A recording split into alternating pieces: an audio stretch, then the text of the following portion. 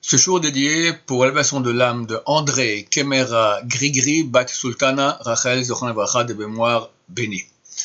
Dans notre cadre des cours de Pessah en confinement, qu'en est-il des minyan? Mitzvah des sages d'Israël, c'est bien de prier 10 personnes. Comme ça, on peut faire Kaddish, Kedusha, Barechou, Kriyat Torah, etc., etc. Comment faire lorsqu'on est en confinement?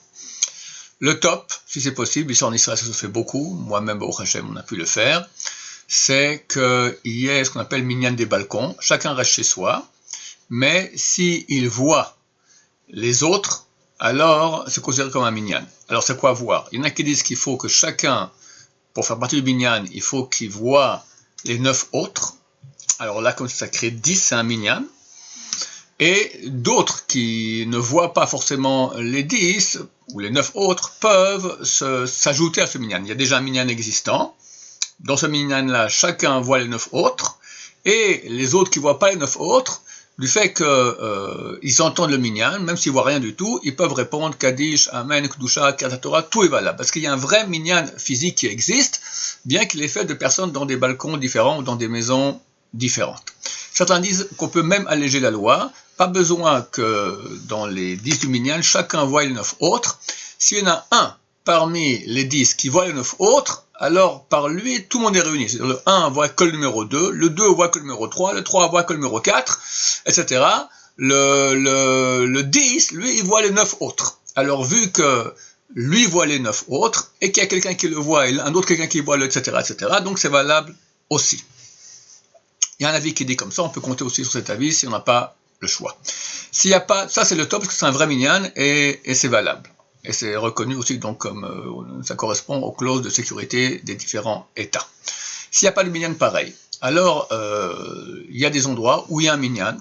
Certaines yeshivot où les bahorim sont restés, chez nous par exemple, bon, chez nous on ne fait pas un visioconférence, mais d'autres, je crois que la yeshiva Torah Mitzion organise un minyan. Il y a plusieurs centaines de personnes déjà qui participent à ce minyan, donc il y a le minyan chez eux qui est à la yeshiva, où ils font attention eux-mêmes d'être à 2 mètres l'un des autres avec masque et gants de latex, etc. Et lorsqu'ils font la prière, ils font une visioconférence, et dans le monde entier, des gens prient avec eux. Alors, c'est pas considéré, ceux qui prient avec eux au même moment ne sont pas considérés comme s'ils prient en minyan, mais néanmoins, ils peuvent répondre Amen, etc.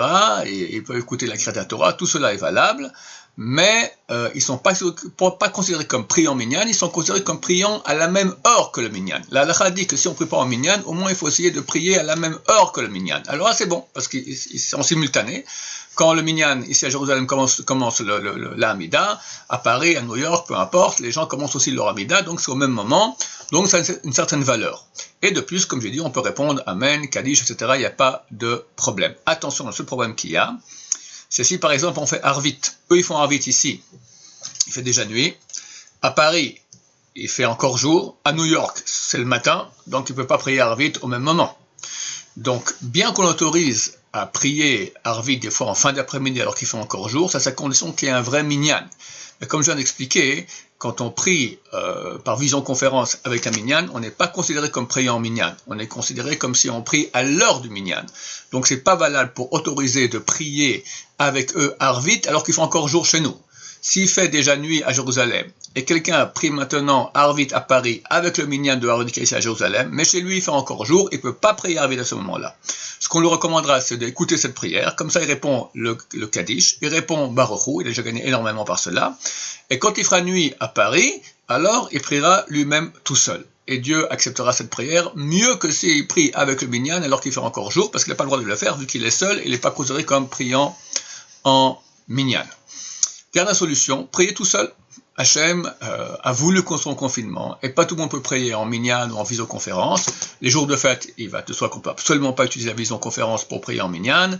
Le soir du Seder, si on le fait tout seul. Tout cela, c'est Dieu qui l'a voulu, et comprendre que c'est que par le mérite de cela qu'on va accepter le décret de Dieu avec amour, alors ainsi ce sera considéré comme encore peut-être mieux qu'un minyan. D'accord, le fait de recevoir avec abnégation et amour les décrets de Dieu, qui ne sont pas toujours faciles à accepter, c'est un poids énorme, beaucoup plus grand que le minyan. Les gens posent la question, alors comment on fait le Hallel tout seul? Oui, on fait le Hallel tout seul. Et Tikkun Natal, on le fait tout seul. Tout seul, il n'y a aucun problème. Aucun problème. Je rappelle que jeudi matin, à Shachrit, on dit encore Mashivoach ou Morida Geshem, des Moussaf, on dit Morida Tal, et des Chol HaMoed, on dit Bachenu et non plus Barech Alenu. Baruch Adonai, Laolam, Amen va Amen.